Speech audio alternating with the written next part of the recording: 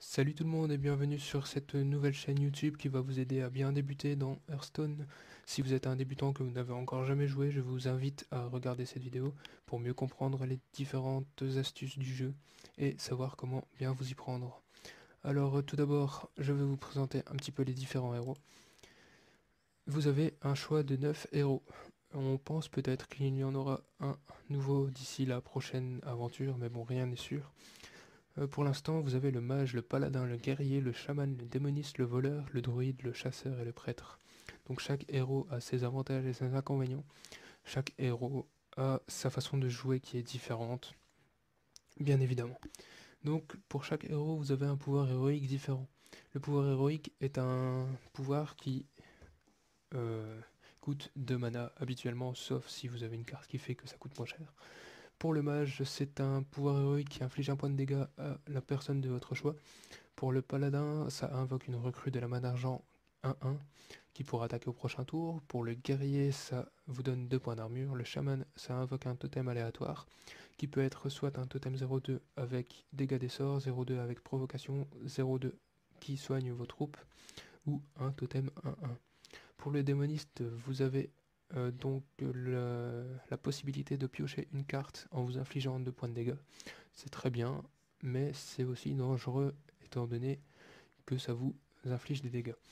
Pour le voleur, vous avez une arme 1-2 qui vous est donnée.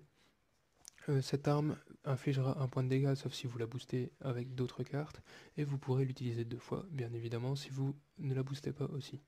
Pour le druide, vous avez une attaque en plus durant ce tour. Donc si vous avez déjà 4 attaques, vous pouvez vous rajouter une attaque en plus durant ce tour.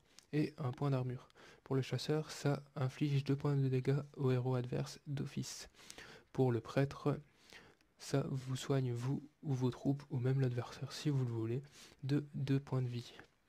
Donc comme vous pouvez le voir ici, vous avez des quêtes tous les jours qui vous permettent de gagner des golds. Ces golds vous permettent, une fois que vous avez 100 gold, d'acheter un booster, ou bien si vous avez 150 gold, de faire une arène, ou si vous avez 700 gold, de faire une aventure. Ce que je vous conseille fortement. Donc pour débuter, je vous conseille de faire une arène, pas une arène, une aventure, pardon. Donc chaque aile d'aventure coûte 700 gold. Vous allez me dire que c'est cher, oui, certes, mais sans ces cartes-là, vous allez avoir beaucoup de mal à avancer dans le jeu. Étant donné que pour 700 gold, vous avez d'office une ou plusieurs légendaires par aile, vous avez aussi toutes les cartes de base qui sont très utilisées en ce moment, et très utilisées dans le jeu en soi. C'est assez pratique de faire ça. Maintenant, si vous ne voulez pas économiser 700 gold et que vous voulez d'office faire les aventures, vous avez le choix de les payer avec votre carte bancaire ou des crédits Google Play ou iTunes. Ensuite, pour les paquets, vous avez la boutique, un paquet égal 100 gold, et vous pouvez également les payer avec votre carte bancaire également. Vous avez les modes aventure, donc comme je vous disais que vous pouviez acheter, je ne sais pas combien ça coûte parce que je ne l'ai plus. Mais par exemple, vous avez d'office au moins une légendaire et tout le reste. Donc des cartes qui sont très utilisées en ce moment. Pour les héros, vous pouvez vous acheter des héros, mais ce n'est pas indispensable. Loin de là, c'est 8,99 €, 8,99 € pour la Belgique, pour un héros. Donc avec chaque héros, vous avez un petit aperçu. Donc vous avez un dos de carte particulier et un board différent du héros de base. Toutes les semaines, il y a un bras de fer qui est organisé. Donc un bras de fer, c'est un mode de jeu aléatoire qui change toutes les semaines, qui vous permet d'affronter un adversaire en utilisant un deck autre que le vôtre, même si parfois vous pouvez le créer vous-même, mais il y a toujours des petites choses qui changent, et jouer un bras de fer vous rapporte, lors de votre première victoire, un booster qui vous donne des cartes. Donc c'est très intéressant, et parfois très amusant aussi. En mode partie, vous avez le mode libre et le mode standard. Donc le mode standard, seules les cartes de base et classiques ainsi que celles des 2 dernières années peuvent être utilisées. Donc moi je vous conseille de commencer avec celui-ci, étant donné que vous ne connaissez pas les anciennes cartes. C'est plus intéressant de jouer avec ça, vous aurez plus facile à retenir et plus facile à vous en sortir en apprenant mieux les decks adverses. Le mode libre est très intéressant aussi, mais il faut beaucoup plus de cartes et c'est plus compliqué à tout retenir. Donc dans chaque mode, vous avez un mode non classé et un mode classé. Le mode non classé, c'est l'endroit où les gens testent habituellement leur deck, et c'est aussi l'endroit où vous allez pouvoir vous entraîner sans avoir peur de perdre un rang ou une étoile ou que sais-je. Le mode classé, c'est le ladder, c'est là que la méta se joue.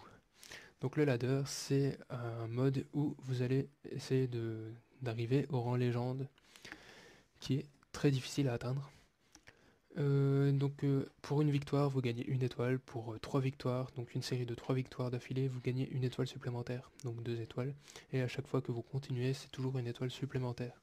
Ceci dit, si vous faites une défaite parmi vos séries de victoires, ça reprend à 0. Donc si vous étiez en série de victoires de 5 victoires, on va dire, et que vous faites une défaite, vous recommencez la série. C'est pas mal, mais c'est assez compliqué, ça vous permet d'avoir le 2 de cartes de la saison. Ensuite, donc pour connaître la méta, parce qu'il faut connaître le deck adverse pour mieux s'en sortir dans le jeu, je vous conseille ce site qui est Hearthstone Metadex.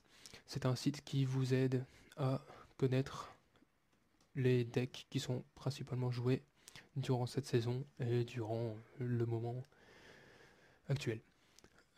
Ça vous aide aussi, peut-être pourquoi pas, à créer vous-même vos decks. Donc vous voyez ici les cartes qu'il y a, combien il en faut.